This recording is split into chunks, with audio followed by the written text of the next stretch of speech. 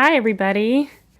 Wow, it's been a while since I put out a new episode, almost a month. So thank you for your patience and thank you for coming back to listen. Rest assured, I have no intention of stopping. I was just happily taking a break in Thailand. Now I'm back and we have a lot of exciting things happening. Right now we're doing 2 giveaways. The first giveaway is happening now exclusively for Mind Your Body newsletter subscribers. If you're subscribed to the newsletter, you will be automatically entered. If you're not a subscriber, that's okay. You can sign up by February 26th and you will still be entered in. I'm giving away 2 free spots into my Conquer Your Goals e-course. Right now, we have an amazing group of 15 people taking it from all over the world. This course is a step-by-step guide on how to meet any goal with a combination of movement exploration, journaling, and group support, including a video call at the end of the course. You can check out the podcast episode notes for a link to sign up for the newsletter and a preview of what the course is all about. Our second giveaway is a free 6-month Conscious Dancer membership. This is an amazing and easy service to advertise a workshop, a course, a retreat, or something else that you're promoting to over 10,000 movers around the world. If you don't have something to market, you can still get access to exclusive practice building videos. I'm loving your support, everybody, and I wanted to share a quote here from one of our listeners, Katie Fotis. This podcast is filling me up with warm energy and thankfulness that this knowledge exists. Please keep the stream of life to the subject alive. It's exciting me. Thank you so much. That really warms my heart. That really fills my heart to hear. Okay. So today we're going to hear from Jenny McGrath, who has been doing extensive research and practice on therapeutic dance in northern Uganda. Jenny is a mental health counselor associate, and today she comes onto the show to talk about how important it is to tune into our bodies to recover from trauma. In this episode, you'll hear tips and research supporting why we cannot neglect our body in trauma work. This is Mind Your Body, a dance movement therapy perspective on the integration of our emotional, cognitive, physical, and spiritual aspects of our being into one more aware and whole existence. My name is Jennifer McGrath, and I'm a licensed mental health counselor associate and have a master's in counseling psychology. And so I have a private practice here in Seattle, Washington, and I really have a strong emphasis and focus on somatic healing, specifically for adults working through complex trauma. So I do a lot of integration of attachment and limbic system and more visceral forms of healing and working through trauma.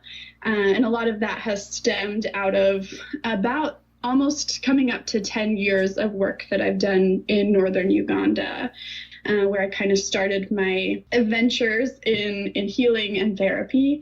And I've been researching and studying how movement and dance can be used therapeutically with soldiers. So I've been working on integrating different exercises and different teachings with Ugandan psychotherapists and kind of formulating what works, what doesn't work within cultural contexts. Awesome. Yeah. So you said that you work with complex trauma. Who do you work with? What kinds of trauma do they typically come in with? Yeah. So I work primarily with adults, working through issues of more early childhood trauma. So I see a lot of cases of early childhood sexual abuse or physical abuse, neglect, emotional abuse, specifically where there's been a rupture in safety growing up, where someone didn't have a healthy attachment figure or didn't have a healthy community where they were able to process through or express or experience difficulties or hardships that they went through growing up. Yeah. So I love that you use a somatic approach to this kind of trauma and trauma in general. Why do you choose to include the body, and do you use movement also?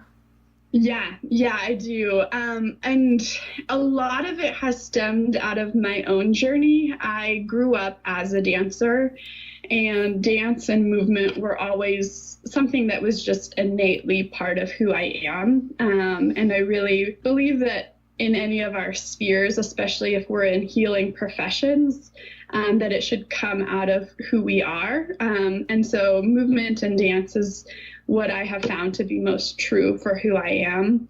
And it's also been very therapeutic for me, just working through a lot of my own struggles, my own difficulties in life, just having a place where I could go and physically put movement, put breath, put stillness, and get to just embody different expressions that I didn't have words for.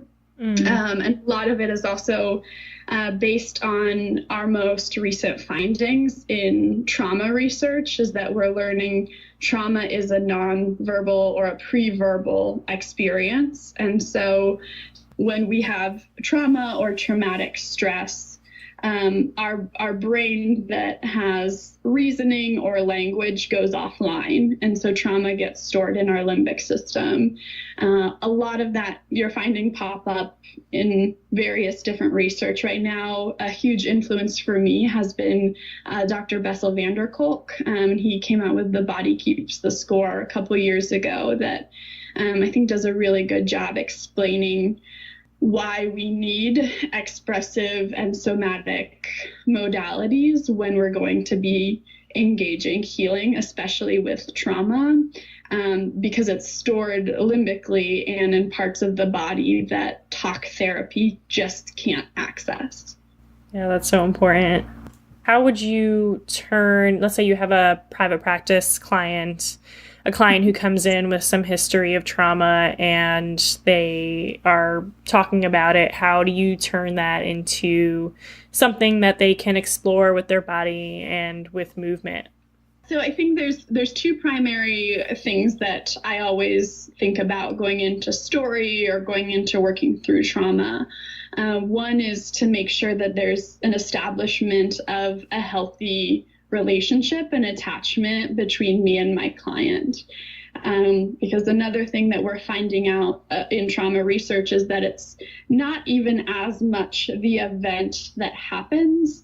It's when someone doesn't have a place to go with what has happened.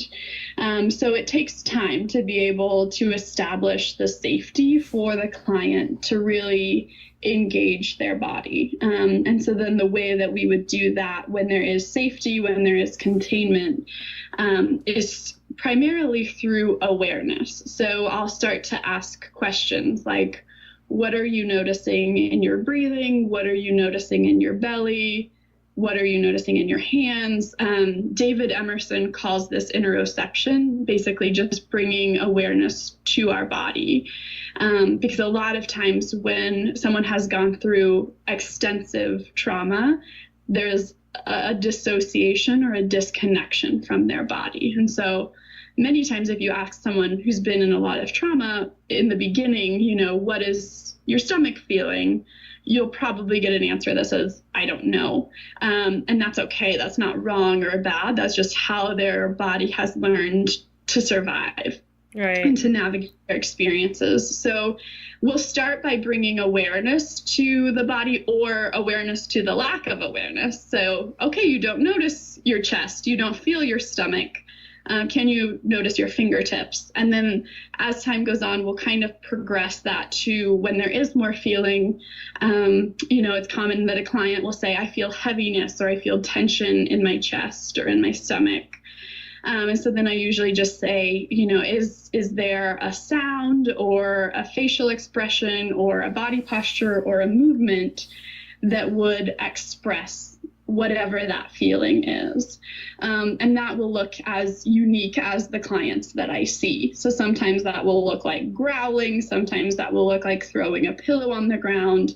It basically begins in this very primal experience of what the sensation or the feeling is.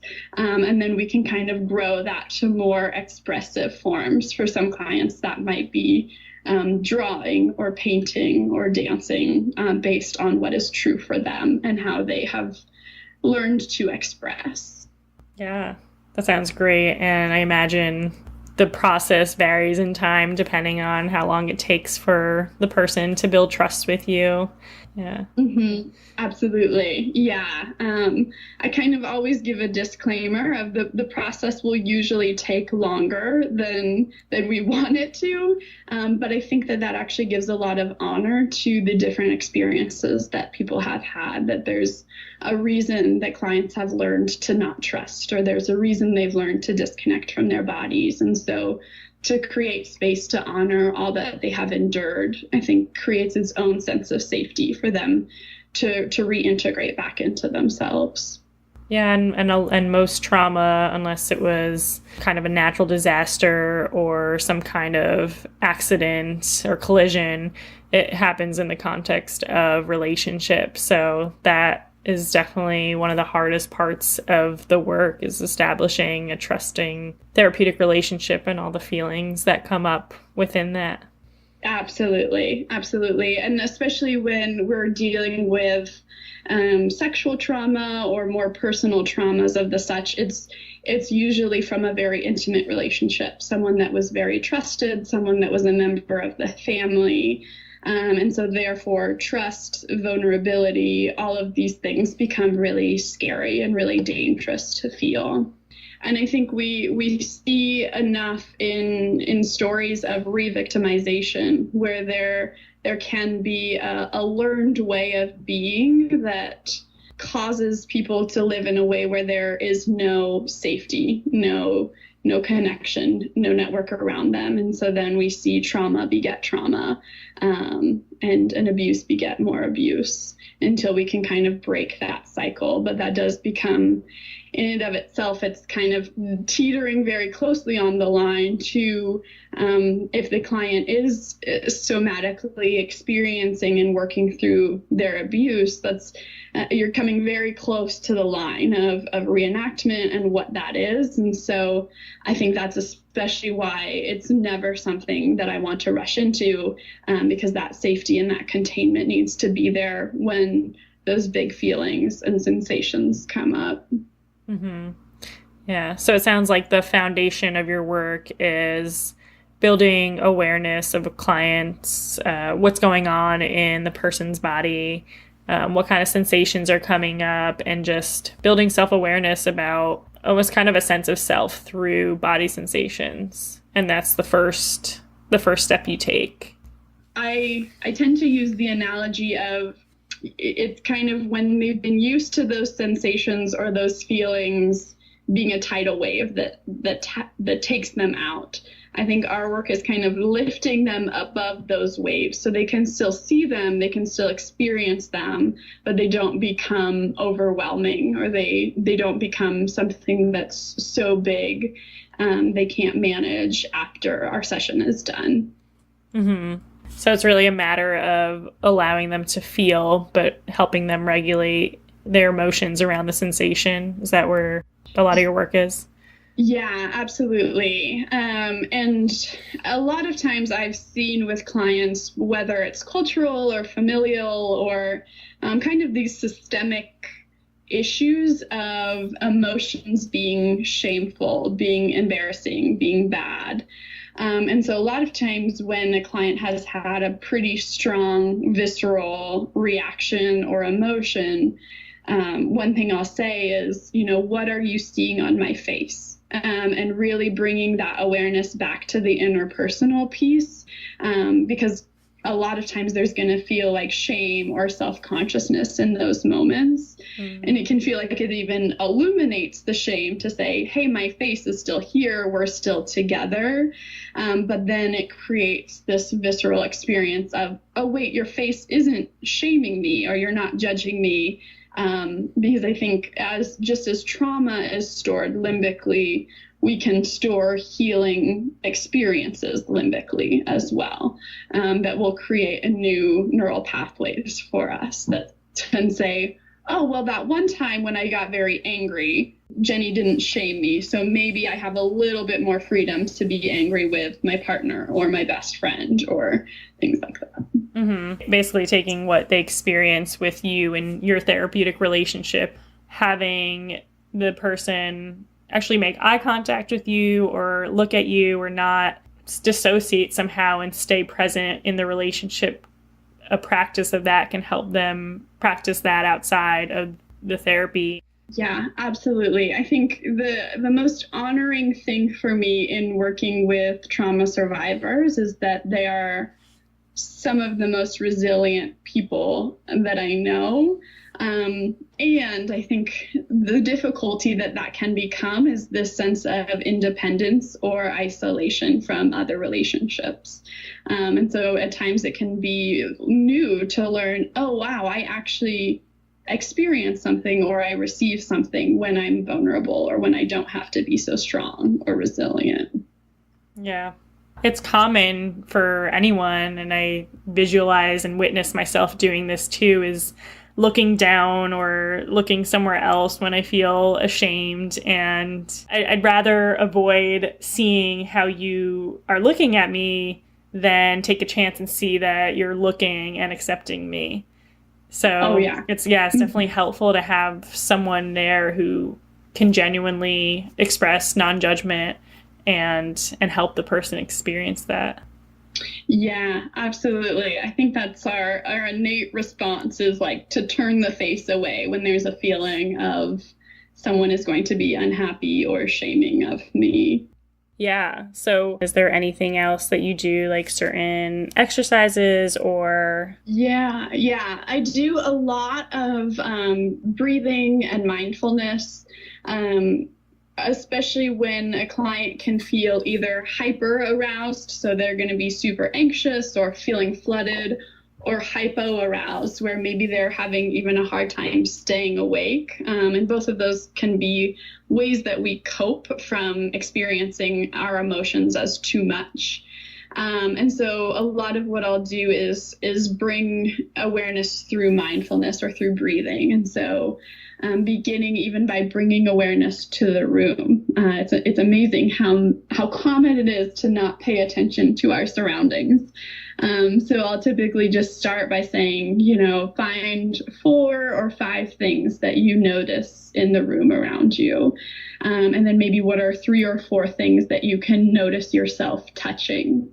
And then if the client feels comfortable, I'll say you can close your eyes and notice 2 or 3 things that you hear. And then through that, bringing their awareness even more kernely, just say, what are you noticing about your breath? Are you breathing all the way down into your lower belly, or is your breath stopping up in your chest? Are you breathing super fast, or are you allowed to slow down and take deeper, fuller breaths? Our breath is connected to our limbic system. So as we exhale slowly and deeply, we're actually triggering our body's parasympathetic nervous system, which is telling the body danger is clear. When we're breathing shallow, it's basically our body communicating you're being chased by a lion. And so our immune system, our digestion, everything that we need day to day stops so that we can jump into fight, flight, freeze mode.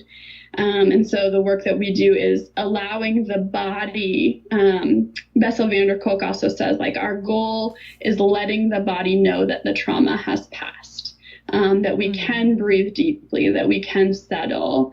And then I've seen that to affect all areas of life. So we become less reactive with our partners, with our friends, with our coworkers. We become more able to handle the difficulties and the stresses that are part of life. Yeah, definitely. I mean, fear and memory are so closely tied in the brain, so it makes sense to kind of experience the body separate from the event, the trauma, and the fear. Right. Yeah, because our limbic system doesn't have reasoning abilities. So when we feel fear or other experiences that we may have in the midst of the trauma, our body, our limbic system doesn't have the ability to say, I'm watching rape on the television, or I'm watching a car accident on the television. Our limbic system is saying that is happening to me. And so for someone who's been triggered, or who has been through significant trauma, anything could be a trigger. Someone's way of chewing, someone's color of their shirt. And so then all day, every day, you have your limbic system saying, we are in trauma. And so until the body's able to express and work through an experience that trauma has completed, then it's just going to replay that cycle over and over again. Mm-hmm. Do you have to take a lot of breaks with your clients of going into the body, and are there certain times where your clients will respond in a way that's extremely threatening to them, and how do you help regulate that? Yeah, absolutely. I think it comes through, like, we won't get into more significant trauma stories until there is a significant toolkit of, this is what you do when you're flooded. This is what we do when you're flooded.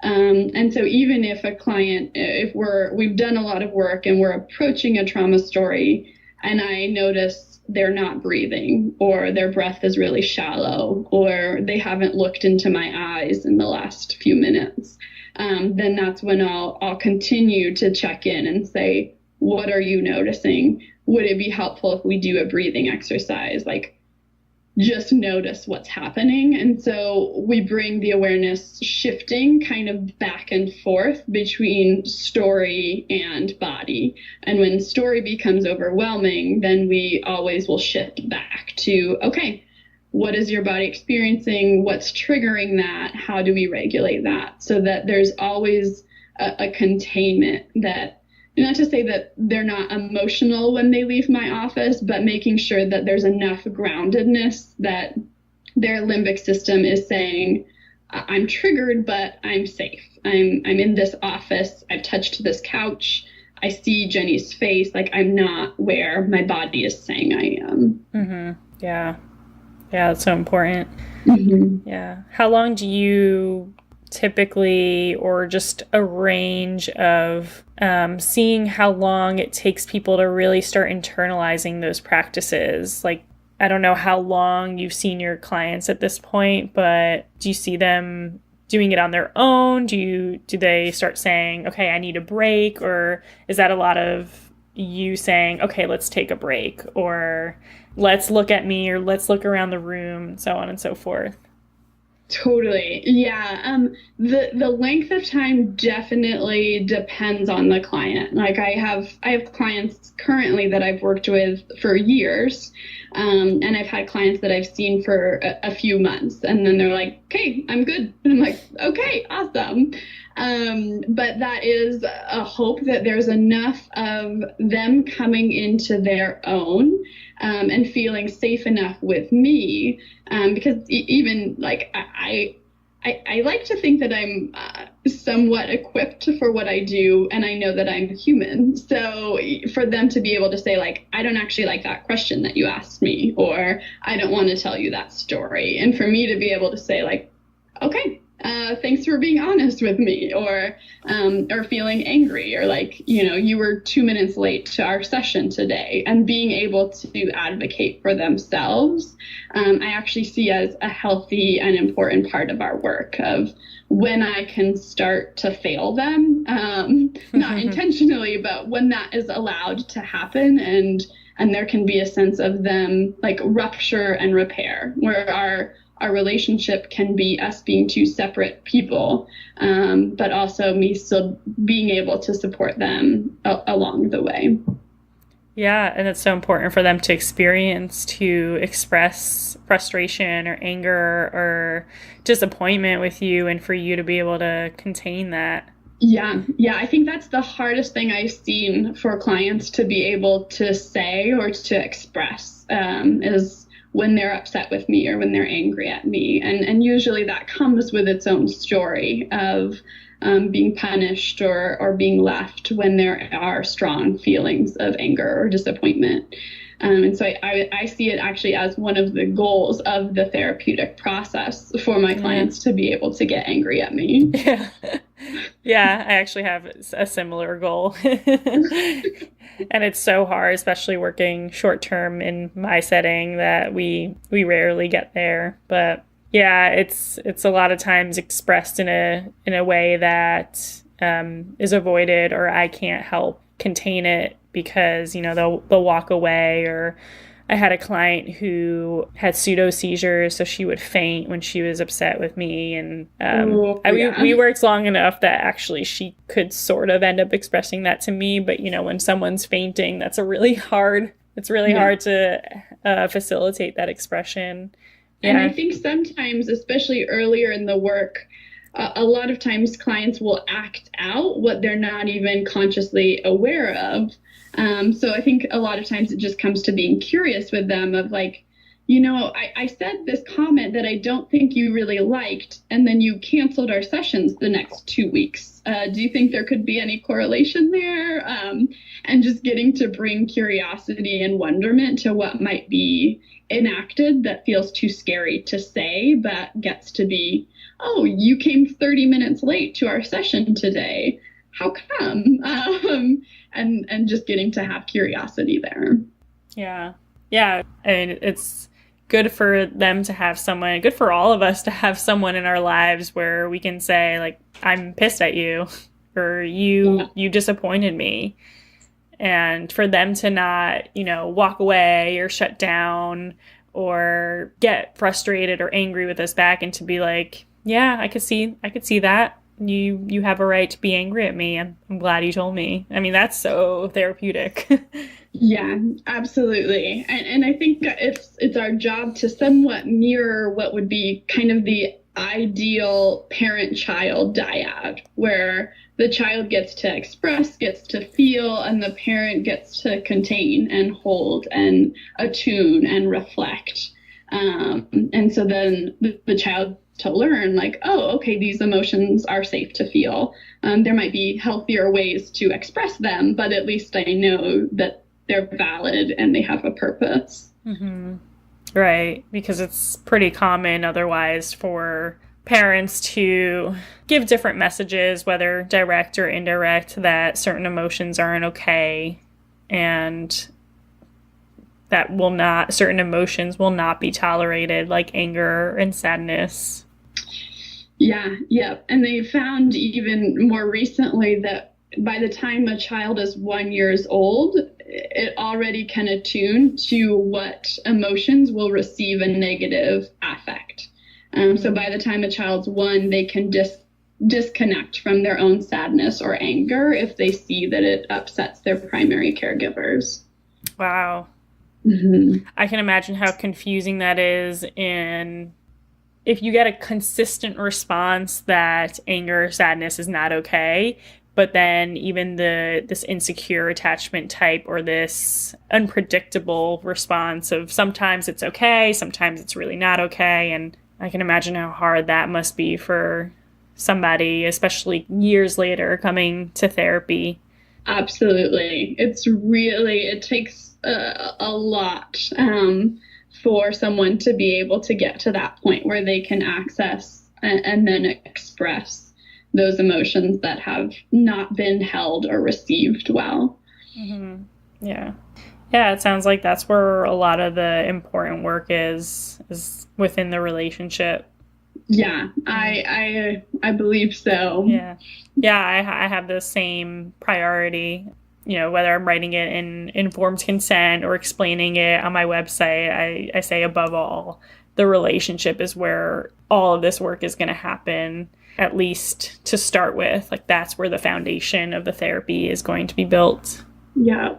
And I think the hopeful thing is, like, knowing whether we're in short term or whether we have clients that terminate prematurely. Like, we can have this ideal relationship, but what I love is how love and safety and all of these things are visceral experiences. So even if a client experiences that once, experiences like I said something and your face didn't turn against me, or your body remained open towards me, I really believe that that's going to stick with them.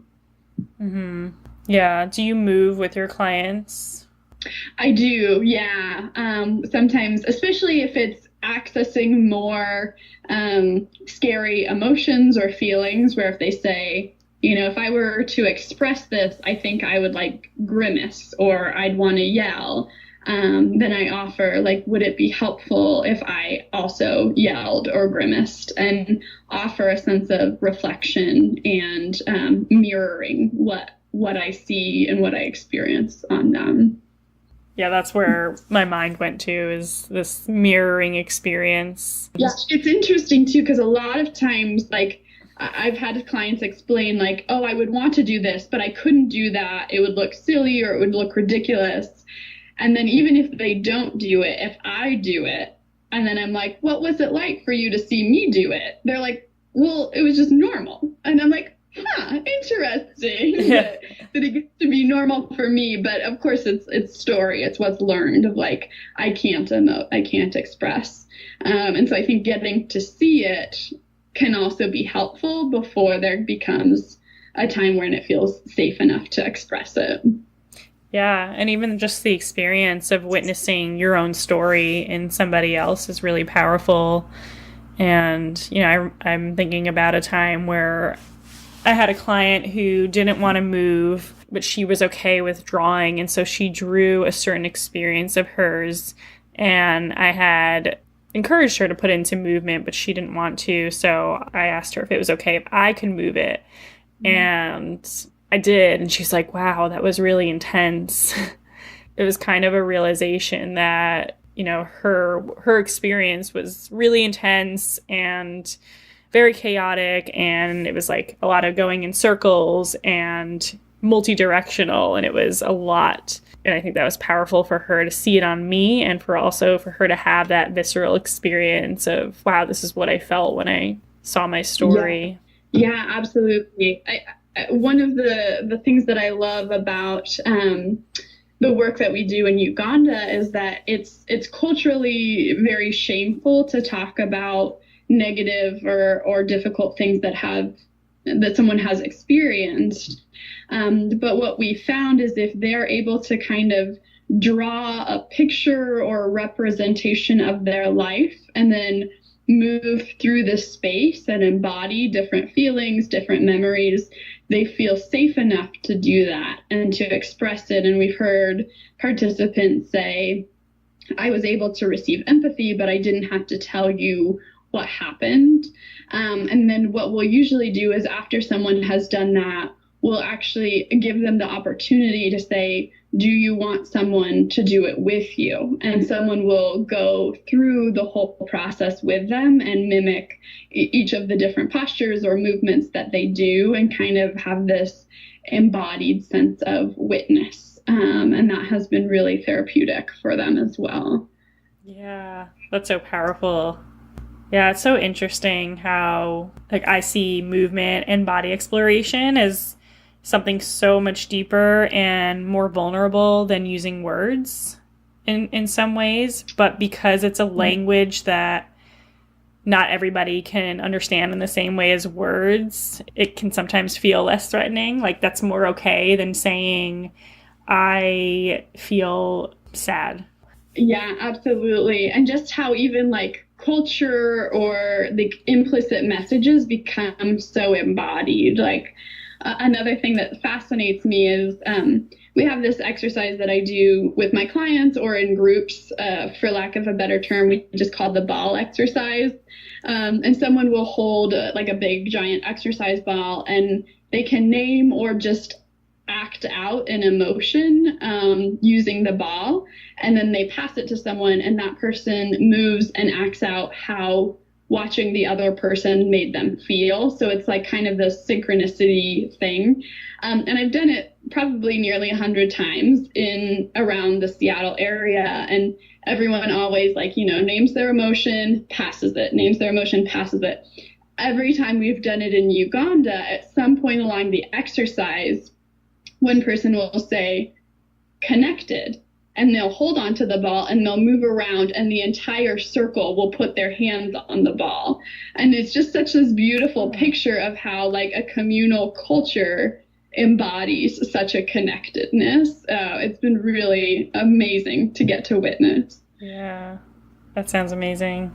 Yeah, and you said that most of the foundation of your work was created in Uganda through your practices there and just kind of experimenting with what movement exercises. Pretty much, yeah. I moved to Uganda when I was like 19, and I had been a dancer my whole life, and I got connected just by meeting someone on the street with this Ugandan dance crew that was performing traditional Choli, which is the tribe that I work with there, just performing Acholi dances and songs. And so they were like, you're a dancer, come join us, and just like adopted me into this dancing group. And I started noticing over time that a lot of dance group were performing better socially, academically, than a lot of other kids in the village. And so it just piqued my curiosity to say, like, what is it about this? And so a lot of the different movements or ideas came out of what I was able to experience working with different people in the village and just learning from them, as well as grad school and kind of researching more the components to movement and body and why it's important to have these expressive therapies. Yeah. How would you sum that up? Why it's important? Yeah. When I think about trauma, I feel like the image that comes to mind is getting stuck or stagnant, and this replication, whether it's unconsciously or consciously, somatically, relationally, like we tend to relive our trauma. And I see that as our unconscious communicating to us, like it's kind of like an itch, like you just keep scratching. And so there's something that I think is drawing our awareness to that. And I've seen through neuroscience or through trauma research or even energy work, like all of these fields kind of point to experiences are stored in our bodies. And if we don't have an expressive way to release them, they'll stay there. And we're finding more and more correlation between suppressed emotions or negative experiences and even later in life autoimmune diseases or other health disorders when our body has not been able to release a lot of toxins or feelings or things that it's been festering for a long time. Yeah, and what it comes down to is stress is this vicious cycle of unhealthiness that occurs in the body in a lot of different ways, like a lot that you just mentioned. And I mean, stress is a pretty general term, but anything stresses us out these days pretty much. I mean, you could look on your phone and see something you don't like, that's stressful, or you're stuck in traffic. And the way that our bodies respond these days to stress is a lot of times it's chronic, and if we don't take care of that, it leads to a lot more chronic issues. I definitely see that there's been a neglect of bodies, of rest, of processing through different experiences, like you were just saying, like the daily stressors. And when it triggers our body's response, what's meant to be short circuits that are literally just like blowing up all day, every day. It's wreaking havoc. Yeah, because tiny amounts of stress are healthy for us. That's how we evolved, right. And that's who we are on a foundational level of like experiencing stress and having that help us survive. But we're not supposed to feel stress all the time and all day long. So on the most basic level, yeah, we need to rejuvenate and express and release. And I like how you were talking about awareness. Like, if we're not even having the awareness of how stress is showing up in our bodies, then it's hard to take care of it. Yeah. And I think what can be so insidious about stress is that we can almost get addicted to cortisol or to adrenaline. And so it's like, when I'm already feeling stressed, what do? Oh, I grab my phone and start scrolling through Facebook, which makes me more stressed. And then it just kind of becomes this snowball thing of avoiding, like, oh, wait, my heart's beating really fast. Like, my stomach's in knots. Like, let me take 5 minutes and tend to that. Instead, we spend 12 hours trying to avoid or ignore that. Yeah. Do you get a lot of that feedback? Like, I know what I need to do. I'm starting to become more aware, but it's hard for me to put it into action.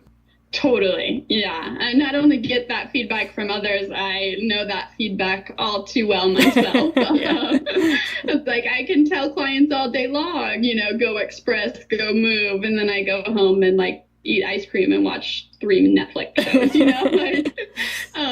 and so I think I think that's what excites me so about this podcast. We need a community of people, because I think it's more of a systemic and cultural issue at this point. Of like, I know for myself, I can feel guilty if I have a day of rest or even a few hours of rest because I see everyone else running around. And so I think there's this implicit pressure of like, well, that's just not what we do. And so I think to be able to have support systems and communities where we can encourage each other and say, like, your body's important, your body deserves rest, like, we deserve rest. Like, I think that's really important in breaking some of these really difficult habits. Yeah, absolutely. It's reminding me, referring to Amber Gray's episode, which episode number 10 on this podcast, where she says if she could impact the White House, she would implement nap time. Like, it was that simple, but of course it embedded in the theories of needing to have our nervous systems rest and for us to take a break and regulate. And as Christina Devereaux said, to pause in order to ignite creativity and move forward. Absolutely, because it's in our resting state where we're able to dream, to plan for the future. Like, if we're only in fight, flight, freeze mode, we're not even capable of doing that because our body is saying we just need to survive this minute. And so I think that there's so much more potential that can come out of us creating space for ourselves to dream, to imagine, to create, to cultivate. But it's going to require kind of a reining in of our time and our energy and our resources. Yeah, definitely. For anyone listening, what are some pieces of advice that you would give to start developing more self-awareness and putting those experiences into action, those learned lessons? Mm-hmm. Yeah, I think I would encourage people to start small. Like, start with 5 minutes a day of noticing and becoming aware of your breathing, of what the chair feels like underneath you or the floor. Just becoming mindfully aware of your body for 5 minutes a day. What are the thoughts that come up as you spend time not doing something? And not having judgment for the thoughts that come up, but just noticing and becoming aware. And then I really think it's important to have some form of physical exertion or expression. I think for everybody that could look different. That could look like dance, that could look like yoga, that could look like running, could look like karate. Some way that your body is actually burning off the stress and the energy that you're holding all day long. I think those would be the first 2 main things that I would encourage people to start with.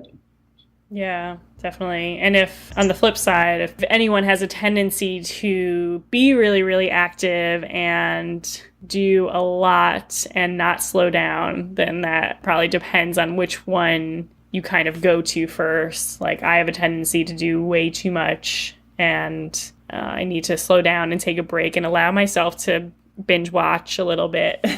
Binge watch Netflix. Yeah. Totally. That's a very good point. But I know that a lot of people spend a lot of time sitting, and whether that's, your job that kind of puts you in that situation, whether you have to sit all day in front of a desk or just be more immobile, it's so important for so many reasons to move your body in some way, do something hands-on, like you said, whatever it is. Mm-hmm. And I think also like realizing where little changes could be made of like, if I sit at a desk all day, could I get an exercise ball that I can sit on? Or could I have a standing desk? Or making more intentional even how we're having to do our activities that we're doing. Yeah. Are you sitting on an exercise ball now? I am. I've noticed little. I'm like swaying back and forth. There you go. You got to be a role model for what you practice, what you preach.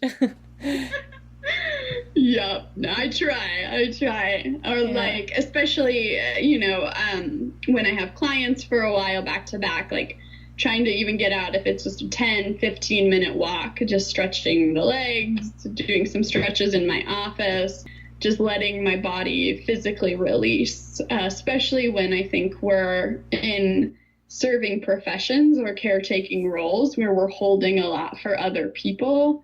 To get to kind of shake that off and create a ritual of self-care, I think is vitally important for us to be able to be good at what we do and not lead to burnout. Yeah. And even the action of walking, taking a walk, it changes your perspective. I mean, if you're sitting in the same place all day, you have a limited perspective of, what's around you. But when you take a walk and you pass by people, you can make eye contact, and that socialization, that social connection lowers stress and can engage more of your parasympathetic nervous system, and changing your perspective and widening your view and taking in different kinds of information can spark some different movement, literally and creatively. Totally. Yeah, I think it's so important to do that, to make it accessible. When we do have professions or things where we're able to do it all day, I think it can be easy for someone who works at a corporation or a desk job to think like, well, that's nice for them, but that's not something that's attainable for me in my career. And so I think to break it up, like I loved even what you and Hannah were talking about nature too, of just like our need to have fresh air and connection to natural things, and just what a big difference that can make too. Yeah, I mean, going outside too changes the smell, introduces different sensations, and that, again, sparks different kinds of movement in the body. Like smelling something really nice makes you move another way or breathe in deeper, and it's really good to change things up. And I think it's being aware of that, like how different people's perceptions or awarenesses are going to change depending on what they do. And like we've done the same exercise in Uganda, both inside and outside, and asked people, like, did you prefer doing it inside? Did you prefer doing it outside? And many of the people said, and we were in like an old school building, and we had certain people say, I was abducted into the war in a school building, so I didn't want to do it inside. It was much easier for me outside. And conversely, we had other people say, well, I was actually taken out from the garden, so I felt a lot safer being inside, and just being able to kind of adapt to what we're needing and what's kind for us. Yeah, so important to address the individual needs. And that's so hard too when you're working in a group. Like, some people really don't like the door being closed, and some people really want that door closed. Even with lights, some people really don't want the lights on. Some people want it half on, half off, or it all contributes to the sensations of the individual. That's why it's so important, the work that you're doing of just noticing sensations and noticing patterns in different kinds of situations, even on the tiniest scale of, lights, indoors, outdoors, and how important it would be for everyone to really understand what triggers them, what makes them feel safe, and what can help build resiliency and recovery.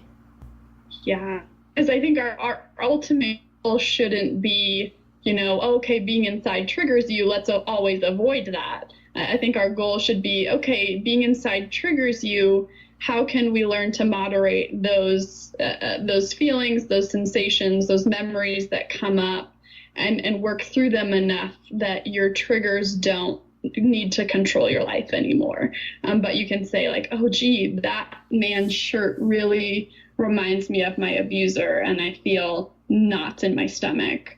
But being able to come back to breath, come back to tactile, and creating that self-soothing. Mm-hmm. Thank you so much for your time and for your discussion. It's really important work. Yeah, thank you. Thank you for sharing. Thank you, Jenny, and thank you everyone for listening. Don't forget to check out the podcast episode notes on your app to find the links for all the giveaways, and I wish you good luck and see you next time.